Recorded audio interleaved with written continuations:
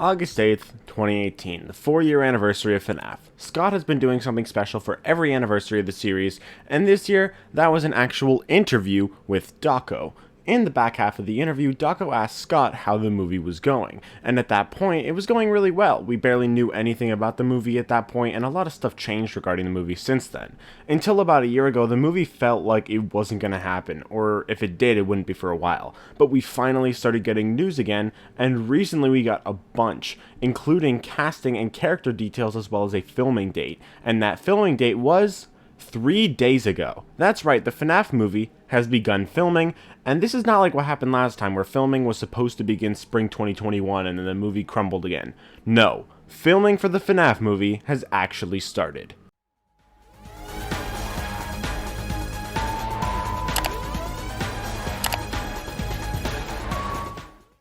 One of the rumored cast members for the FNaF movie was Kat Connor Sterling, who would be playing a character named Max, and she actually has been making some posts on the early days of filming her new movie, which is of course FNaF. Jason Blum posted on Twitter a picture of day one of filming with the hashtag FNaF, and Matthew Lillard commented, "Let's f***ing go" on it and reposted it. Piper Rubio posted an image of Freddy made of food on her story. The FNaF movie has officially begun filming, but not only that, there's been some more news surrounding this stuff. A tech scout went to the filming locations of the movie, and one of the locations was a lonely house in the forest, and this could be the FNaF 4 house, which could either mean Mike is confirmed to be living here, there could be flashbacks, which is supported by the appearance of Garrett, who is the bite victim in the movie and possibly the name of him in the games as well, or it could be both. There's also 2 new cast members, those being David Huston Doty as Ghost Kid number 3, probably Gabriel, and Grant Feely, who is supposed to be playing a strong supporting role. Grant Feely is the kid who played young Luke Skywalker in the Obi-Wan Kenobi show, which is mighty coincidental as I literally just watched Obi-Wan for the first time yesterday. He also claims that he is only blonde right now for the movie, so he's likely going to be playing Ghost Kid number 4, Fritz. I'll also say that we actually know what order the kids were killed. The order goes Susie, Jeremy, Gabriel, Fritz, Cassidy, and until now we didn't know for sure if the numbers of the Ghost Kids would correspond. So having Ghost Kid 5 be a girl could have been Cassidy or it could have been Susie. But now we have a kid who is probably going to be Gabriel, and he is Ghost Kid number 3, which matches the point he was killed. He was the 3rd victim, so it's most likely that the kids are going to be numbered in the order that they were killed, meaning the 5th kid is a girl. This is all really cool, but there's one more thing to talk about here. A few days ago, Matthew Lillard did an interview and he briefly mentioned FNaF. Here's what he had to say. But I just got cast in a movie called Five Nights at Freddy's. Which congratulations. Yeah, it's very fun. It's a 3-picture deal with Universal and Blumhouse. A 3-picture deal? Okay, so this is why I mentioned the Dawko interview. When asked about the movie, Scott claimed that he would like to do 3 movies, FNaF 1, 2, and 3, based on the first 3 games. But now, Matthew Lillard has confirmed that he was signed on for 3 FNaF movies. That means that we're getting 3 FNaF movies if everything goes to plan. However, Scott did say that there would hopefully be 3 movies assuming the first one does well. Ideally, if the first movie does really well, I think it would work great as a trilogy. Five Nights at Freddy's 1, Five Nights at Freddy's 2, and Five Nights at Freddy's 3, based on the first 3 games.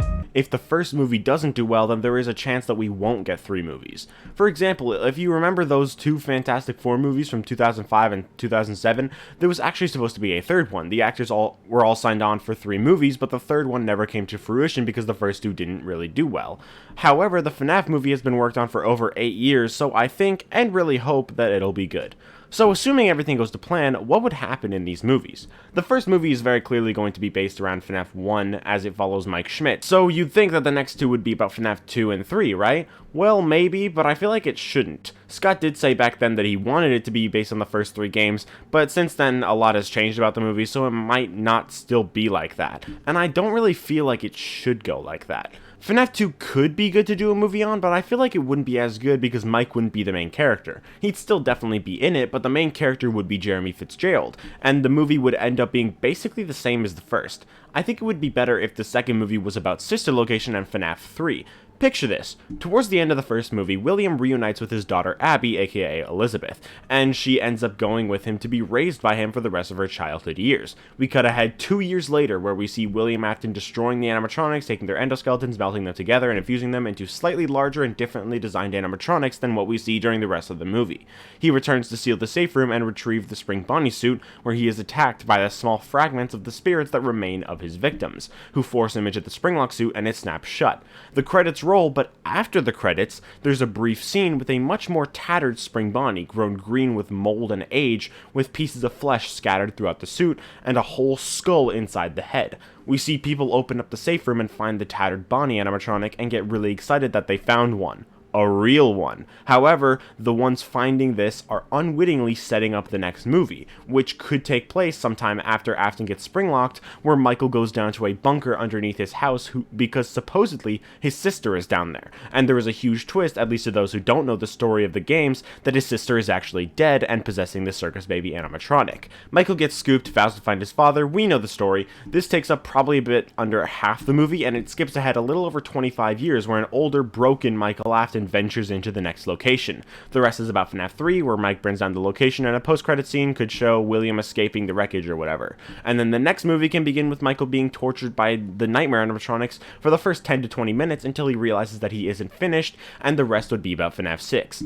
I just feel like making the movies about just FNaF 1, 2, and 3 wouldn't be the greatest potential. Doing it the way that I just went over, I feel like would make the story concise enough for new viewers to understand, but still mysterious enough, and still go over almost all of it. I don't know whether or not they would make good movies, but I'm sure that it could be done. But I don't know, it could fit almost everything from the original story into 3 movies without being convoluted. FNaF 1 in the first movie's location, and FNaF 3 in the second, FNaF 4's Nightmares, and FNaF 6 in the third. It also seems like, as I said before, there will be flashbacks in the first movie to 1983. I wouldn't be surprised if there's scenes flashing back to the bite victim getting bullied by his older brother, but not saying their names at first. That way they would lead us to believe that crying child is Michael, and then they would pull a switcheroo and show him die, and then show the shock on Michael's face, and fade from him to the present day Michael. It could be kind of like how in Black Adam they lead us to believe that Teth Adam is the brave kid, when in actuality it was his father, revealing that later on in the movie. It could be cool. Maybe they could begin the movie with a flashback to the bite victim locked up in his room, have him bang on the door, and then have Mike shoot up from bed, waking up from a nightmare. I think the news about there being 3 FNaF movies opens up room for so much potential, and I'm really excited to see what they do with it. It by no means has to be the way that I laid it out in this video. This was kind of just a thought experiment, but I do hope you guys enjoyed the video. If you did, then make sure to leave a like and subscribe if you want to, and I'll see you all in the next video. Bye guys!